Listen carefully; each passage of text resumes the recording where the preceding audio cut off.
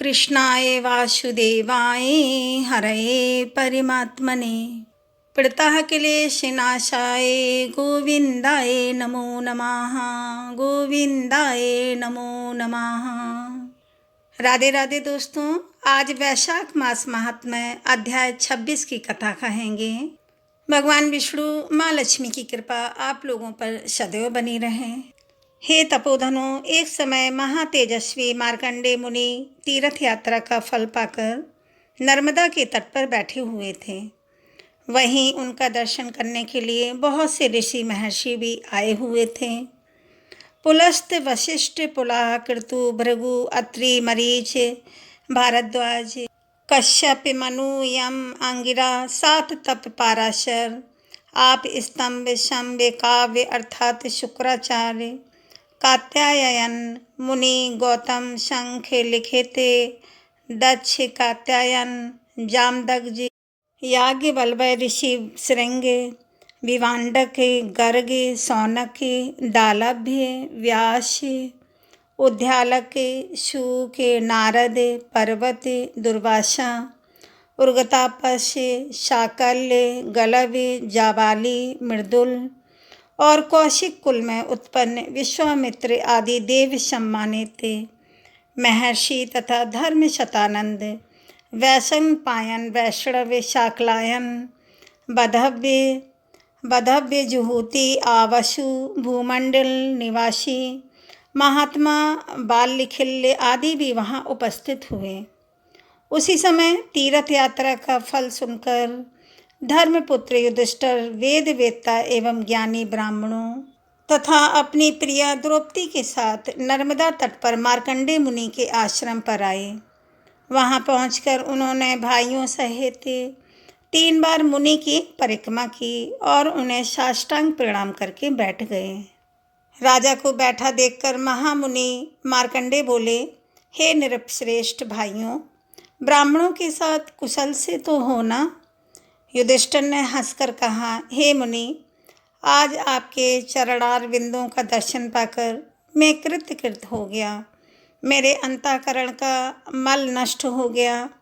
तीनों लोकों में प्रवाहित होने वाली गंगा, यमुना, सरस्वती, गंगा द्वार, हिमालय, कुब्जारक, ब्रह्मयोनि, उग्र तीर्थ, कनखल, केदार, भैरव क्षेत्र, नैमिषारण्य, गया, कुरुक्षेत्र, पुष्कर इत्यादि पवित्र तीर्थों को छोड़कर आप किस प्रयोजन से केवल महानदी नर्मदा का ही सेवन करते हैं? इस बात को हम सब लोग सुनना चाहते हैं। आप इस रहस्य को बताने की कृपा कीजिए। तब मार्कंडेय मुनि बोले, हे राजन, पूर्व काल की बात है। चंद्रवंश में पुरुरवा नाम से विख्यात एक चक्रवर्ती राजा हुए थे। वे स्वर्गलोक को शासन करने वाले इंद्र की भांति समूची पृथ्वी का पालन करते थे। एक समय राज्यसभा में उन नृपश्रेष्ठ ने बड़े बूढ़े ब्राह्मणों से पूछा कि हे विप्रवरों, पाप मोहित मनुष्य किस उपाय से यज्ञ आदि कर्मों के बिना ही स्वर्गलोक को प्राप्त हुए हैं और हो सकते हैं, यह बताइए। ब्राह्मणों ने कहा, हे महाराज, नर्मदा नदी संपूर्ण लोकों को पवित्र करने वाली हैं। नर्मदा नदी संपूर्ण लोकों को पवित्र करने वाली हैं। वे संपूर्ण विश्व का पाप हरण करने में समर्थ हैं। उन्हें स्वर्गलोक से आप इस पृथ्वी पर उतारें।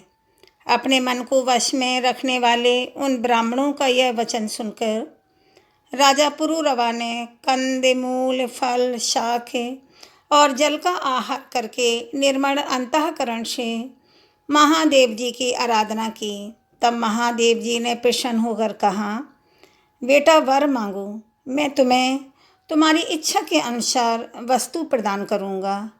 पुरुरवा बोले, हे महादेव, आप समस्त लोगों के हित के लिए नर्मदा नदी को पृथ्वी पर उतारिए।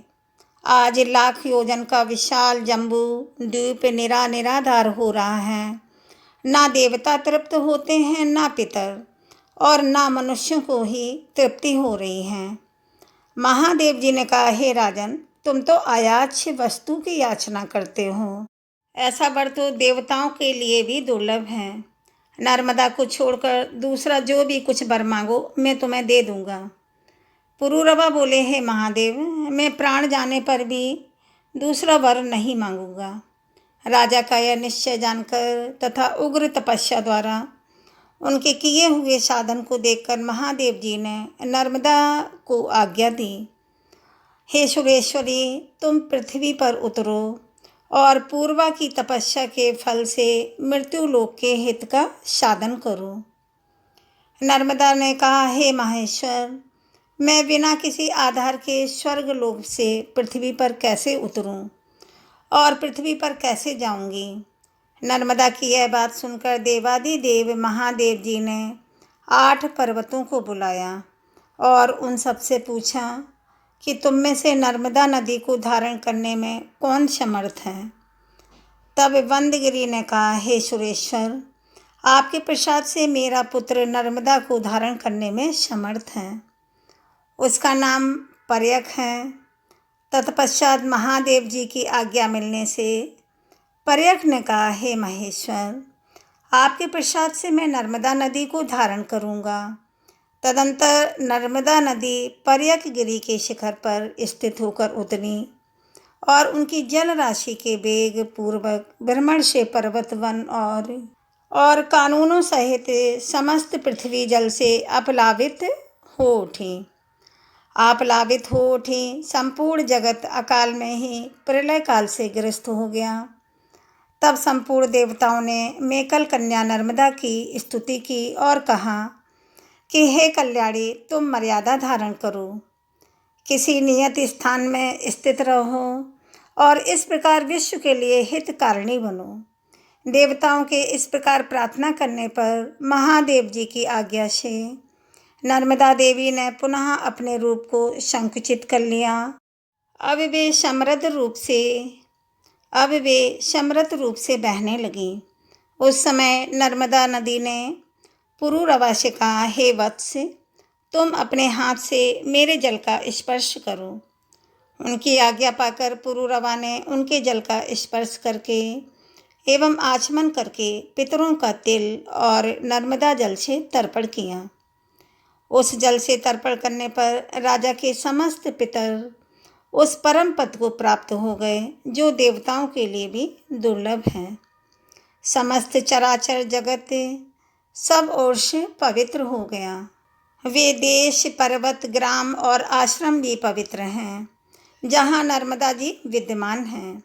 सरस्वती जी का जल 3 दिन में पवित्र करता है। यमुना जल 7 दिनों में पावन बनाता है।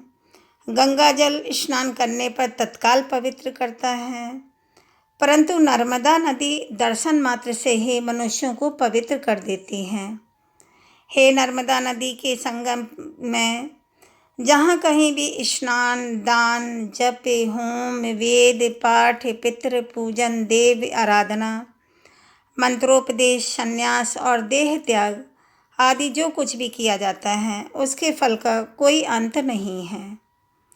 वैशाख, माघ अथवा कार्तिक की पूर्णिमा को विश्व योग में, संक्रांति के समय व्यतिपात और वैदती योग में, अमावस्या में तिथि की हानि और वृद्धि के दिन, मनवाद, युगादि और कल्पादि तिथियों में माता पिता की छाया में नर्मदा तटवर्ती ओमकार भृगु क्षेत्र तथा विशेषता संगम में जो सहस्त्र सत्य अथवा एक गोदाम एवं संपूर्ण महादान करता है तथा जो श्रेष्ठ मनुष्य नर्मदा नदी में स्नान, दान, जप, तप, होम और पूजन आदि करता है वह अश्वमेघ यज्ञ का फल पाता है। हे दुष्ट, मनुष्य नर्मदा में जहाँ जहाँ स्नान करता है वहाँ वहाँ उसे अश्वमेघ यज्ञ करने का फल प्राप्त हो जाता है। जो मनुष्य प्रातःकाल उठकर नर्मदा का कीर्तन करता है, माँ नर्मदा का कीर्तन करता है, उसका 7 जन्मों का किया हुआ पाप उसी क्षण नष्ट हो जाता है।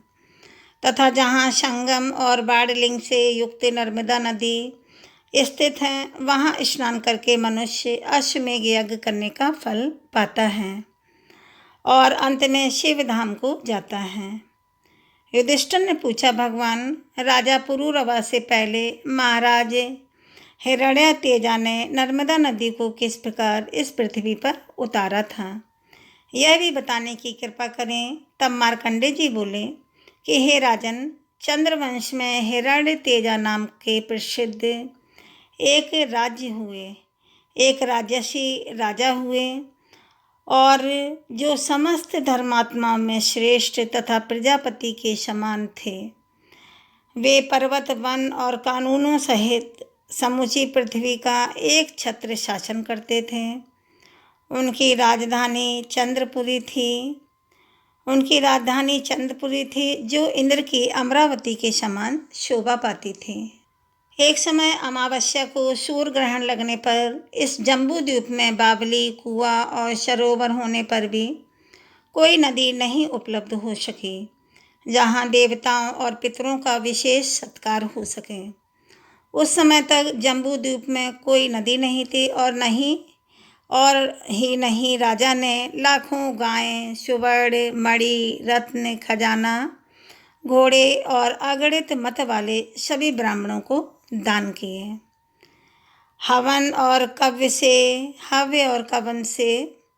कव्य से पितरों को भी तृप्त किया, और उस समय उन्होंने देखा कि पितरों को जलपान का बड़ा कष्ट है। वे पितरों से बोले कि आप लोग कौन हैं और किस कर्म से पवित्र हो सकते हैं।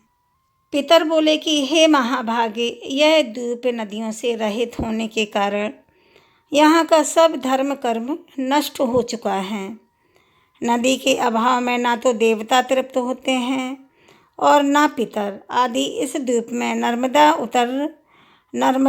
उतर जावे तो हम सब लोगों को मुक्ति हो जाएगी।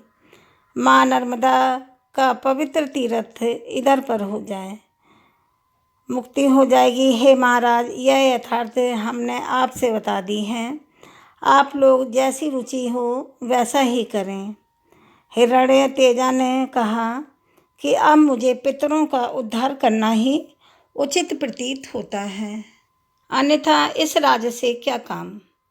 यदि मैं पितरों को तृप्त नहीं कर सका तो मेरा तो जीवन भी व्यर्थ है।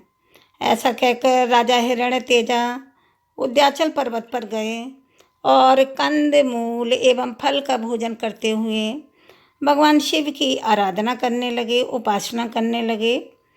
उन्होंने बड़ी कठोर तपस्या की। उनकी उत्तम भक्ति जानकर त्रिनेत्रधारी भगवान शंकर ने प्रत्यक्ष रूप में दर्शन दिया। राजा ने देवादिदेव महादेव के दिव्य रूप का दर्शन पाकर उनकी 3 बार स्तुति की और पूजा की, 3 बार परिक्रमा की और साष्टांग प्रणाम करके उनका स्तवन किया। राजा बोले कि हे सुरेश्वर, आपको नमस्कार है। हे शूलपाण, आपको नमस्कार है। हे प्रभु, आप ही पृथ्वी, जल, तेज, वायु, आकाश, शब्द, स्पर्श, रूप, रस और गंध, बुद्धि, मन, अहंकार, प्रकृति और उसके तीनों गुण हैं। आप ही संपूर्ण इंद्रियों के प्रेरक हैं, सर्वत्र व्यापक और समस्त कलाओं से युक्त तथा कला रहित अविनाशी परमेश्वर हैं। ब्रह्मा और विष्णु आदि देवताओं को भी आपके आदि और अंत का पता नहीं चलता। महोजा का किया हुआ यह स्तोत्र सुनकर देवादेव जगदीश्वर शिव ने कहा, हे महाभागे, तुम अपनी इच्छा के अनुसार वर मांगो। तब राजा ने कहा, हे देवेश्वर, 7 कल्पों तक प्रवाहित होने वाली माँ नर्मदा नदी को आप मृत्युलोक में उतारें। पितर घोर नरक में डूब रहे हैं, उनका उद्धार हो और वे तृप्त होकर मुक्ति एवं परम गति को प्राप्त हों। इसके लिए नर्मदा नदी का अवतरण होना आवश्यक है। महादेव जी बोले कि हे तात, नर्मदा जी तो ब्रह्मा, विष्णु आदि देवताओं, दैत्यों तथा अन्य अल्पजीवी प्राणियों द्वारा पृथ्वी पर नहीं उतारी जा सकती। अतः तुम कोई दूसरा वर मांगो, उसे अभी दे दूंगा। तब महाभाग राजा हिरण्यतेजा ने कहा, हे प्रभु, आपके प्रसन्न होने पर तीनों लोकों में कुछ भी असाध्य नहीं है। मैं तो सहस्त्रों जन्म धारण करने पर भी दूसरा वर नहीं मांगूंगा। हे देवेश्वर, हे देवेश्वर, मैं आपके सेवकों का भी सेवक हूँ, मुझे नर्मदा जी को ही दीजिए। राजा का यह निश्चय जानकर भगवान शंकर ने उन लोक पावनी नर्मदा देवी का आवाहन किया। वे मगर के आसन पर आरूढ़ होकर दिव्य रूप से आकर शिव जी के आगे खड़ी हुईं और उमा महेश्वर दोनों के चरणों का स्पर्श करके नतमस्तक होकर बोली, हे देवेश, किस लिए मेरा नाम स्मरण किया गया? महादेव जी ने कहा, हे नर्मदा देवी, राजा हिरण्यतेजा ने अपना राज्य छोड़कर वहाँ 14,000 दिव्य वर्षों तक घोर तपस्या की है। अतः तुम इसकी इच्छा के अनुसार पृथ्वी पर उतरो, शीघ्र जाओ और नरक में पड़े हुए सब पितरों का उद्धार करो। नर्मदा बोली कि हे देव, मैं बिना किसी आधार के जम्बू द्वीप में कैसे जाऊंगी? यह सुनकर महादेव जी ने पर्वतों से कहा कि तुम सब लोग क्षण भर स्थिर हो जाओ, जिससे सरिताओं में श्रेष्ठ नर्मदा देवी पृथ्वी पर आ जाएं। तब पर्वतों ने कहा, हे देव, हम नर्मदा देवी को धारण करने में असमर्थ हैं। उसी समय उद्याचल ने खड़े होकर कहा कि महादेव जी की कृपा से मैं नर्मदा को धारण करने में समर्थ हूँ। तदंतर उद्याचल की चोटी पर चरण देकर नर्मदा देवी आकाश से पृथ्वी पर आईं और वायु के समान वेग से पृथ्वी पर पश्चिम दिशा को बह चली। उस समय तीनों लोकों में बड़ा हाहाकार मचा। देवी नर्मदा के जल का वह भयंकर कलकल नाद सुनकर पाताल लोक से एक तेजोमय प्रज्वलित लिंग प्रकट हुआ और हुंकार पूर्वक बोला कि सब पापों को हरने वाली तथा उत्तम व्रत का पालन करने वाली हे नर्मदा देवी, मर्यादा धारण करो। तुम्हें धारण करने के लिए महादेव जी ने 3 पर्वतों की सृष्टि की है, मेरु, हिमवान और कैलाश, तथा चौथा पर्वत श्रेष्ठ विंध्य भी तुम्हें धारण करने में समर्थ हैं। इन पर्वतों की लंबाई पूरब से पश्चिम दिशा की ओर 32,000 योजन है और दक्षिण से उत्तर की ओर चौड़ाई 500 योजन है। 500 योजन की है। तत्पश्चात राजर्षि हिरण्यतेजा ने नर्मदा से कहा कि हे देवी, आपने हमारे पितरों का उद्धार करने के लिए बड़ा ही अनुग्रह किया है। देवी नर्मदा ने उत्तर दिया कि हे राजन, तुमने मेरे लिए महादेव जी की आराधना एवं तपस्या की है, इसीलिए तो तुम्हारे माता पिता के वंश के लोग हैं। वे और तुम्हारी निवास में रहने वाली स्त्रियों के भी जो सगे संबंधी हैं, वे सब मेरे प्रभाव से उमा महेश्वर के लोक में चले जाएंगे। तब राजा ने नर्मदा नदी में विधि पूर्वक स्नान करके देवताओं और पितरों का तर्पण तथा श्राद्ध और पिंडदान किया। इससे उनके सब पितर नरक से निकलकर देवयान मार्ग पर स्थित हुए। यह नर्मदा का पहला अवतरण आदि कल्प के सतयुग में हुआ था। दूसरा अवतार दक्ष सावर्णी मनवंतर में हुआ और तीसरा अवतार राजा पुरुरवा के द्वारा वैष्णव मनवंतर में संपन्न हुआ है। हे राजन, यह प्राचीन वृत्तांत जैसा मैंने अपनी आँखों से देखा है वैसा मैंने बतलाया। देवी नर्मदा में स्नान करने, गोता लगाने, उसका जल पीने तथा श्रवण एवं कीर्तन करने से अनेकों जन्मों का घोर पाप तत्काल नष्ट हो जाता है। वैशाख मास में नर्मदा नदी के अवतरण की यह कथा सुनने मात्र से समस्त प्रकार के पाप कर्मों से मुक्ति मिल जाती है। यहाँ तक कि पितरों की आत्माएं भी तृप्त हो जाती हैं। मात्र इस कथा के श्रवण करने से ऋषियों ने पूछा, सूत जी, गंधर्व श्रेष्ठ सुशंख ने जब सुनीता को श्राप दे दिया तब वह श्राप उसके ऊपर किस प्रकार से लागू हुआ? उसके बाद सुनीता ने कौन कौन सा कार्य किया और उसको कैसा पुत्र प्राप्त हुआ? सूत जी बोले, हे ब्राह्मणों, हम पहले बता आए हैं कि सुशंख के श्राप देने पर सुनीता दुख से पीड़ित होकर अपने पिता के निवास स्थान पर आई और वहाँ उसने अपने पिता से अपनी सारी करतूतें कह सुनाई।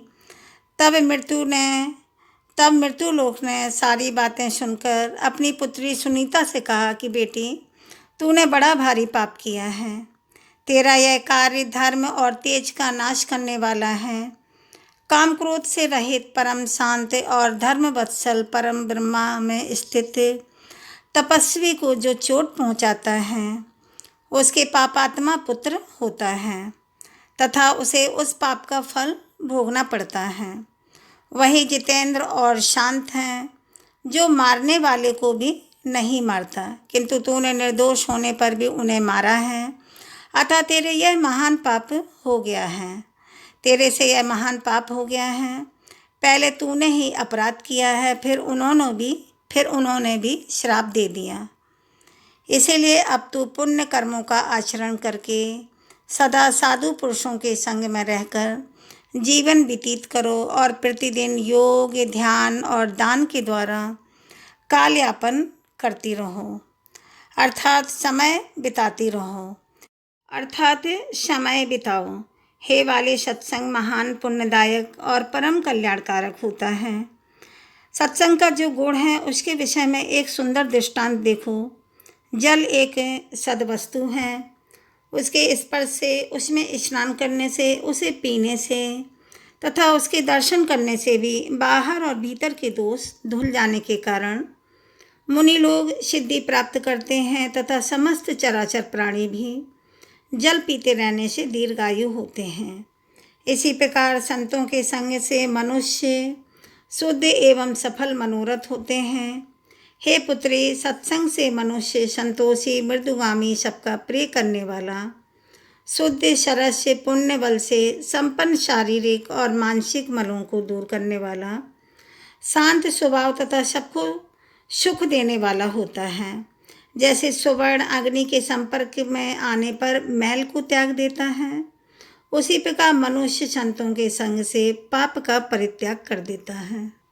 जिसमें सत्य की अग्नि प्रज्वलित रहती है वह अपने पुण्यमय तेज से प्रकाशमान होता रहता है। जिसमें सत्य की दीप्ति होती है और जो ज्ञान के द्वारा भी अत्यंत निर्मल हो गया है तथा ज्ञान के द्वारा अत्यंत तेजस्वी प्रतीत होता है। पाप से पैदा हुए मनुष्य उसका स्पर्श नहीं कर पाते। सत्य रूपी अग्नि से महात्मा पुरुष पाप रूपी ईंधन को भस्म कर डालना चाहता है। इसीलिए बेटी, तुझे सत्य का संसर्ग करना चाहिए, असत्य का नहीं।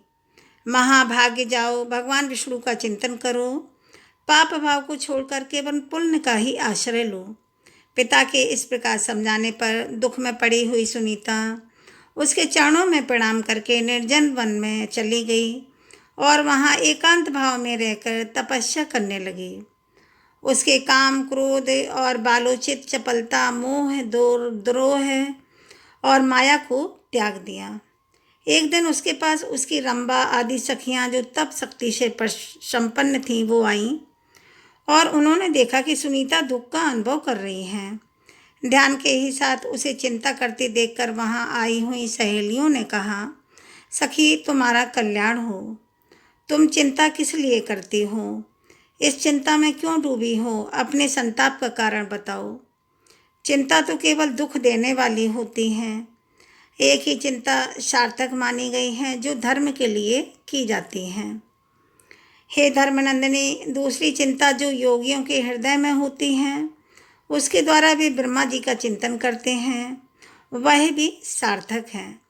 इसके सिवा और जितनी भी चिंताएं हैं सब निरर्थक हैं, उनकी कल्पना भी नहीं करनी चाहिए। चिंता शरीर, बल और तेज का नाश करने वाली हैं, वह सारे सुखों का नष्ट कर डालती हैं, साथ ही रूप को, शरीर को हानि पहुंचाती हैं। चिंता, तृष्णा, मोह और भी उत्पन्न करती हैं। चिंता, तृष्णा, मोह और लोभ इन तीनों दोषों को ले जाती हैं तथा प्रतिदिन उसी में घुलते रहने पर वह पाप को भी उत्पन्न करती हैं। चिंता रोगों की उत्पत्ति और नरक की प्राप्ति का कारण है, अतः चिंता को छोड़ो।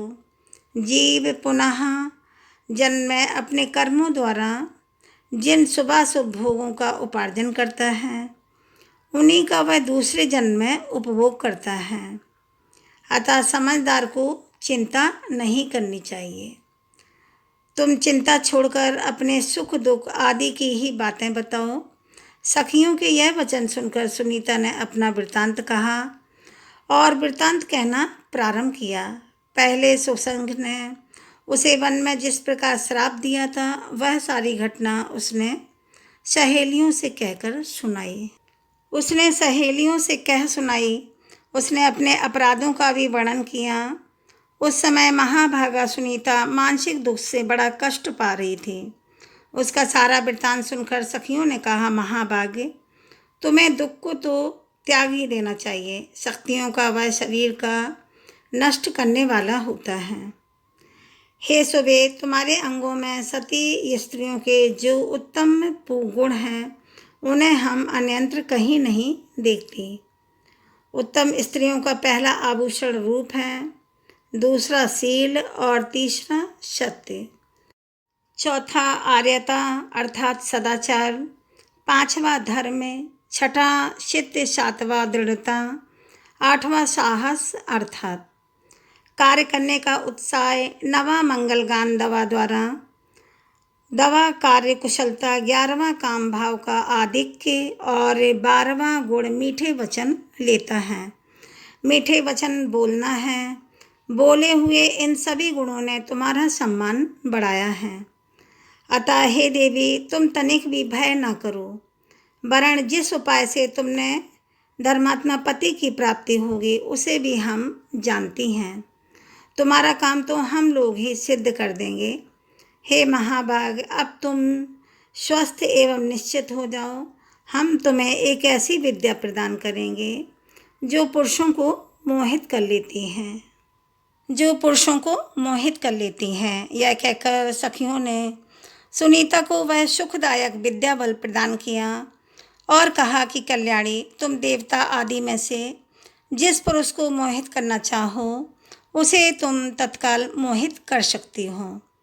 सखियों के यूँ कहने पर सुनीता ने उस विद्या का अभ्यास किया। जब वह विद्या भली भांति सिद्ध हो गई, तब सुनीता बड़ी प्रसन्न हुई। वह सखियों के साथ पुरुषों को देखती हुई वन में घूमने लगी। तदंतर उसने गंगा जी के तट पर एक रूपवान ब्राह्मण को देखा, जो समस्त शुभ लक्षणों से संपन्न और सूर्य के समान तेजस्वी थे।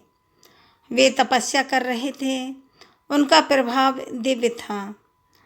उन स्वामी महर्षि का रूप देखकर सुनीता का मन मोह गया और उसने अपनी सखी रंभा से पूछा, यह देवताओं से भी श्रेष्ठ महात्मा कौन है? रंभा बोली, सखी, अव्यक्त परमेश्वर से ब्रह्मा जी की उत्पत्ति हुई है। उनसे प्रजापति अत्रि का जन्म हुआ है और बड़े धर्मात्मा हैं। यह महामना तेजस्वी उन्हीं के पुत्र हैं। इनका नाम अंग है। हे बद्रे, यह नंदन वन में आए थे। वहाँ नाना प्रकार के तेज से संपन्न इंद्र का वैभव देखकर इन्होंने भी उनके समान पद पाने की अभिलाषा की। सोचा कि जब मुझे भी वंश को बढ़ाने वाला ऐसा ही पुत्र प्राप्त हो, तब मेरा जन्म कल्याणकारी हो जाएगा और जन्म कल्याणकारी हो सकता है। साथ ही यश और कीर्ति भी मिल सकती हैं। ऐसा विचार करके इन्होंने तपस्या और नियमों के द्वारा भगवान ऋषिकेश की आराधना की है। जब भगवान अत्यंत प्रसन्न होकर इनके सामने प्रकट हुए, तब इन महर्षि ने इस प्रकार से वन मांगा है, मधुसूदन, मुझे इंद्र के समान वैभवशाली तथा अपने समान तेजस्वी एवं पराक्रमी पुत्र प्रदान कीजिए। हे मधुसूदन, मुझे इंद्र के समान वैभवशाली तथा अपने समान तेजस्वी एवं पराक्रमी पुत्र प्रदान कीजिए। यह पुत्र आपके भक्त एवं सब पापों को नष्ट करने वाली होती हैं। अपने समान तेजस्वी एवं पराक्रमी पुत्र प्रदान कीजिए। यह पुत्र आपका भक्त एवं सब पापों का नाश करने वाला होना चाहिए। श्री भगवान ने कहा, हे महात्मन, मैंने तुम्हें ऐसा पुत्र होने का वर दिया। वह सबका पालनहार करने वाला होगा। यूं कहकर भगवान अंतर्ध्यान हो गए। तब से विप्रवर अंग किसी पवित्र कन्या की तलाश में हैं। जैसी तुम सब अंगों में मनोहर हो, वैसी ही कन्या वे चाहते हैं। अतः इन्हीं को पति के रूप में प्राप्त करो। इनसे तुम्हें पुण्य आत्मा पुत्र की प्राप्ति होगी। यह महाभाग तपस्वी और पुण्य बल से संपन्न हैं। इनके वीर से उत्पन्न हुआ पुत्र इन्हीं की गुण संपत्ति से युक्त होगा और महातेजस्वी होगा। समस्त धर्मात्माओं में श्रेष्ठ और परम सौभाग्यशाली युक्त आत्मा और योग तत्व का ज्ञाता होगा। सुनीता बोली, भद्रे तुमने ठीक कहा है, मैं ऐसा ही करूँगी। इस विद्या से ब्राह्मण को मोह में डालूँगी और तुम मुझे सहायता प्रदान करो, जिससे कि इस समय मैं इनके पास जाऊँ। रंभा ने कहा कि मैं तुम्हारी सहायता करूँगी, तुम मुझे आज्ञा दो। सुनीता के नेत्र बड़े बड़े थे। वह अपने रूप और यौवन से शोभा पा रही थी। उसने सद्भावना पूर्वक माया से दिव्य रूप धारण किया। उसका मुख बड़ा ही मनोहर था। संसार में उसके सुंदर रूप की कहीं तुलना नहीं थी। वह तीनों लोगों को मोहित करने लगी। सुंदरी सुनीता झूले पर जा बैठी और वीणा बजाती हुई मधुर स्वर में गीत गाने लगी। उसका स्वर बड़ा मोहक था। उस समय महर्षि अंग अपने पवित्र गुफा के भीतर एकांत में ध्यान लगाए हुए बैठे थे। उसका स्वर बड़ा मोहक था और उस समय महर्षि अंग अपने पवित्र गुफा के भीतर एकांत में ध्यान लगाए हुए बैठे थे। वे काम क्रोध से रहित होकर भगवान श्री जनार्दन का चिंतन कर रहे थे। उत्तम ताल और स्वर के साथ गाया हुआ वह मधुर और मनोहर गीत सुनकर अंग का चित्त ध्यान से विचलित हो गया। उस मायामय संगीत ने उन्हें मोह लिया था। वे तुरंत ही आसन से उठे और बार बार इधर उधर दृष्टि दौड़ाने लगे। माया से उनका मन चंचल हो उठा था। वे बड़े वेग से बाहर निकले और झूले पर बैठी हुई वीणा धारणी स्त्री की ओर देखा। वह मुस्कुराती हुई गाना गा रही थी।